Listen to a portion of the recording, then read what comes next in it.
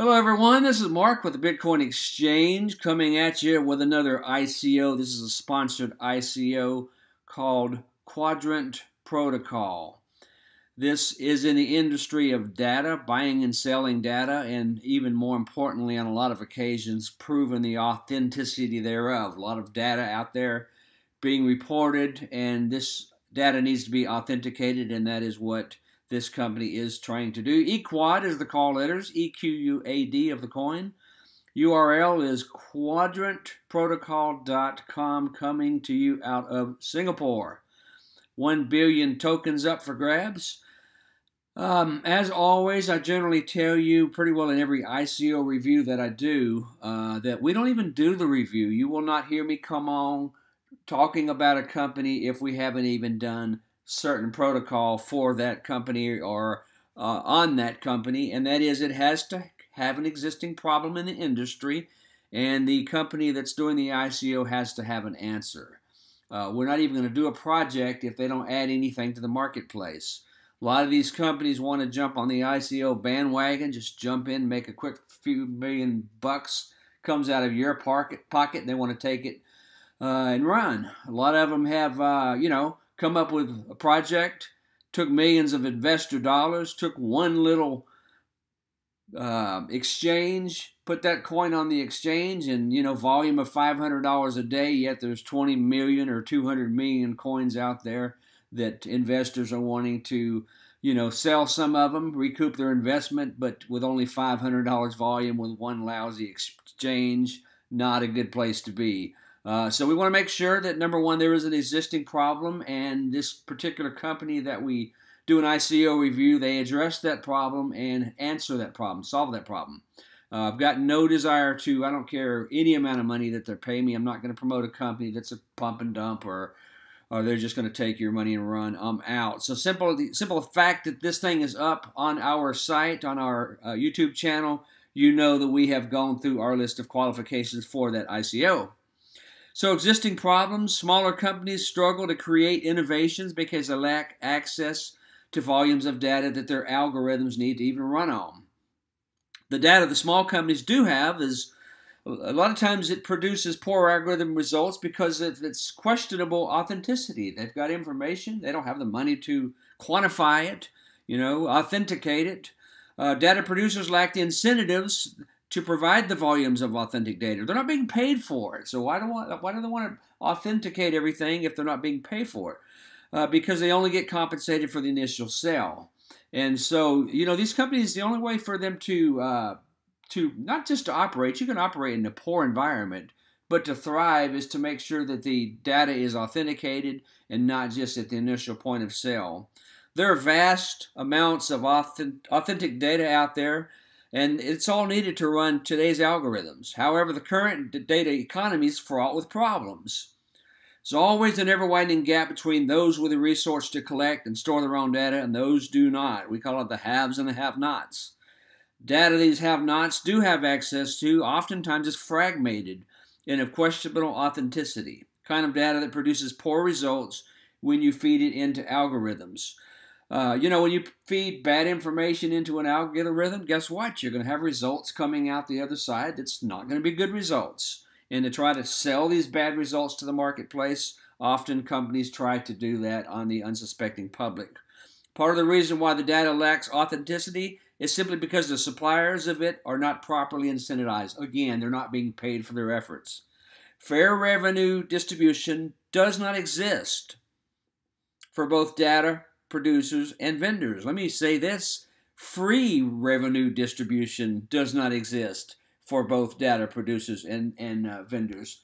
Free revenue, and I'm adding this, it's not even in here, free revenue distribution, if they're not being paid for it, few people are going to produce good information in the pool that's worth even buying. Without a healthy, transparent data economy, the increasing demand for authentic data will not be met. Okay, so there we have the problem. What's the solution? What does Quadrant Protocol do to address these problems? They aim to build data economy around the silos that large data hoarding companies like Google, Facebook create. Huge funnel companies, Google, Facebook. and they want to turn that diminishing power into something they can use. Quadrant also aims to address the non-transparency issues in the data industry. Folks, some things you just can't see. They're not transparent. People aren't honest, which leads to a lot of fraud where companies are hiding their sources. Oftentimes, somebody has come to me about a particular situation, and I'll say, who's your source? Oh, I can't tell you who my source is. Then your information's false. It's not accurate. The source is not really, tongue-tied here. If the source doesn't have a desire to reveal who they are, then their information can't be trusted. Is that fair enough? That's a fair assessment, isn't it? So with transparency promoted within Quadrant, companies will be able to trace the data sources for compliance purposes, as well as they ensure to get the data they paid for, and that it is exactly what they need for their applications. Quadrant ensures that all of the data providers within the value chain receive proper and fair compensation. Folks, that's the end of the day right there is where it's at. Everybody involved gets fair and adequate compensation, and the system lives to fight another day. Nothing free out there. How many times have our parents taught us that? So as the original creators, dubbed as the nurseries, that's what the term is for the original creators. They created the information. They're called the nurseries. They're often left out when it comes to the profits generated by the data they provide, aggregators or their companies. So the nurseries create it. They're paid a little bit up front, and then boom, they're out of the game. And that's just not enough to run their economy. And Quadrant aims to solve these problems by providing a blueprint for mapping disparate data sources. It will support proof of data, love that word, proof of data, authenticity, and provenance via data stamping, creation of constellations. Of course, constellations is just smart contracts of data. So that's what the company is attempting to do, authenticate. Boy, I just have a tongue-tied today. Oh, wow. Verify the data. How's that? I'll use me a new word. This new transparent ecosystem ensures that the companies get the authentic data that they need. Let me try to turn the page and we'll get a little better at this today. Okay, so, this is a great place to go to. ICO Drops kind of gives you information on it. The token sale starts June 26, and that is a couple of weeks away. They've already sold $15 million of the $20 million. That's 75%. Great start for this company. Of course, Quadrant Protocol is a blueprint for mapping decentralized data. You can go through this when you get time. ERC20, obviously Ethereum-based, and they're coming out for a nickel. They're trying to raise 20 million bucks. Sold on the pre-sales 15 million. There's a billion tokens available for sale initially as 40%. Very, very good. Okay, so let's jump over to the white paper. A couple things here jumped out at me. I really like some of it. This was a very detailed white paper. 42 pages. It's not hyperlinked like I like, but their other page over here is. I'm impressed with that. And this page that we started with is hyperlinked, and I'll show you that shortly. 42 pages of white paper. So let's just go through just a couple of things on here. You guys can make your own decision on it. A couple of things really jumped out at me. The executive summary, vast amount of authentic data are needed to power today's algorithms. However, the current data economy is fraught with problems, and I think a lot of us know what these problems are. Then it goes through the haves and the have-nots as well. Problems facing the data economy: widening gap between the haves and have-nots, ubiquitous fake and unauthentic data destroying the usefulness of any algorithm. Number 3, unsustainable data feeds breaking production systems when they go offline, and it's unfair revenue distribution for the original data producers. That's one of the biggest things in this arena.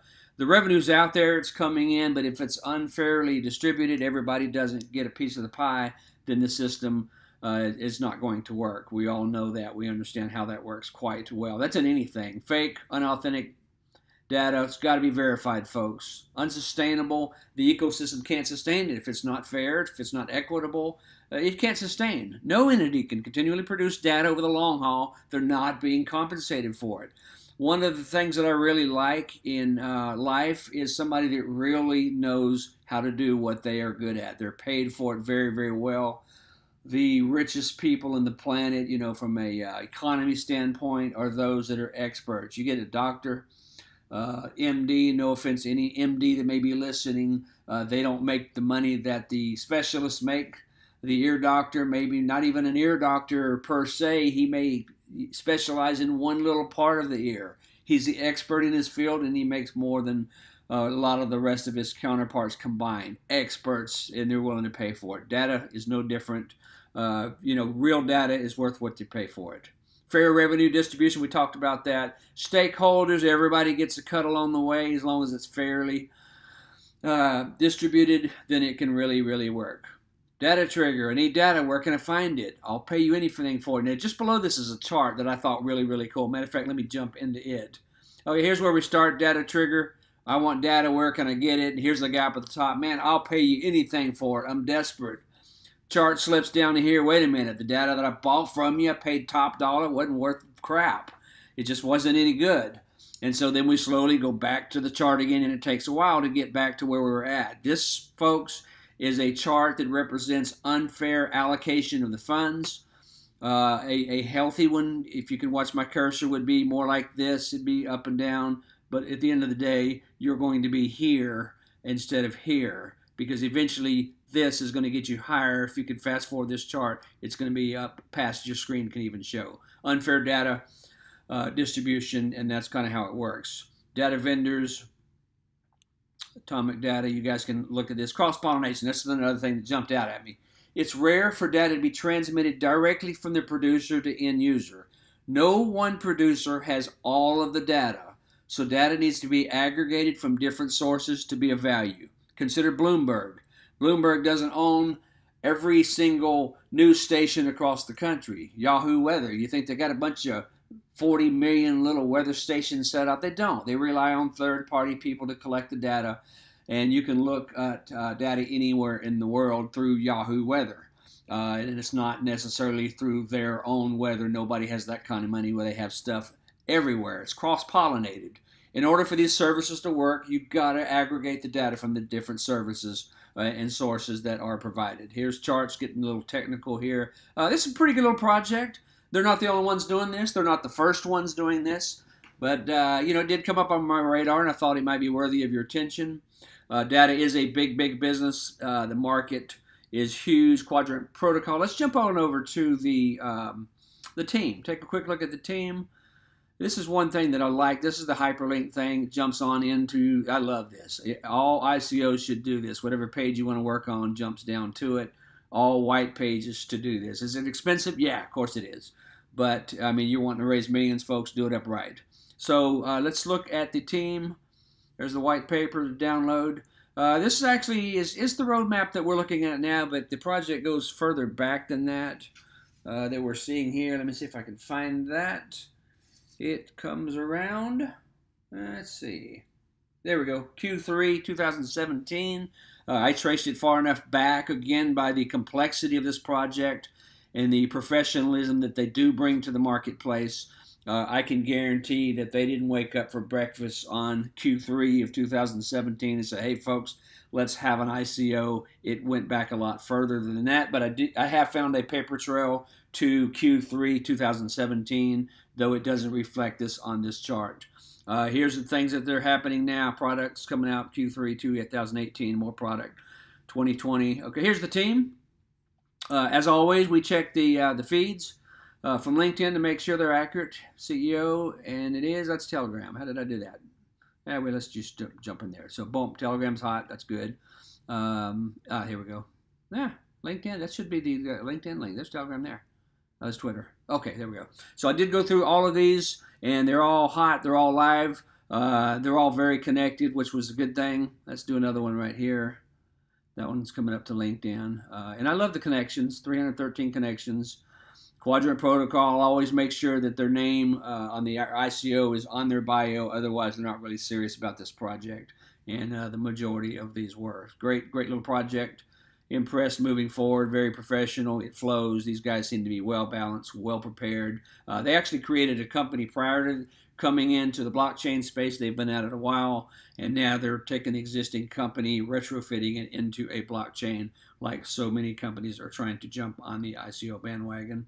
7 team members, 7 advisors, well-grounded data providers, ICE, Data Shark, all over the chart. Again, Circus Social. There's a lot of media hype. Bluezell, Kinetics, Wavemaker. These are the supporters and partners surrounding this event. This is a good little Q&A. I went through all of it. Very, very good information. How do I get involved? Main participant. That's a blockchain-based protocol that enables the access, creation, and distribution of data products and services with authenticity and provenance at its core. Let's prove these things, folks. Great information here. One more thing I'll take to your attention. Again, if you want to jump on this site, icodrops.com. It's the public information on most of the ICOs out there. Let's see, did I still have it? I do. I opened this up page for a reason, because I first started looking at this. The Telegram was a little weak.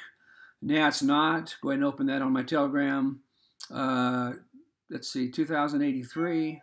So they're moving on up a little bit, but they more than doubled since the last time I took a look at it. So they're moving forward, and that's a good thing.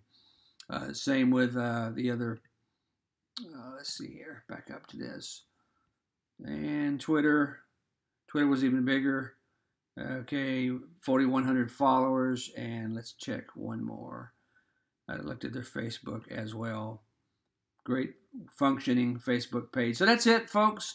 As always, here at the Bitcoin Exchange, always, always, always do your research. This ICO is one worth looking into, coming up in a couple of weeks. Take a look at it. Do your research. As always, thank you for your subscribing. Our subscription rate is up. Our viewer rate is up.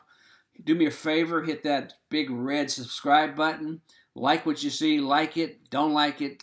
Move on down the road. I'm picking. If you don't like it, that's okay. I get that. But thank you for joining us here at the Bitcoin Exchange. We're trying to be objective on all of these ICO reviews that we do. Thank you very much. Have a wonderful day. And as always, we will see you in the future.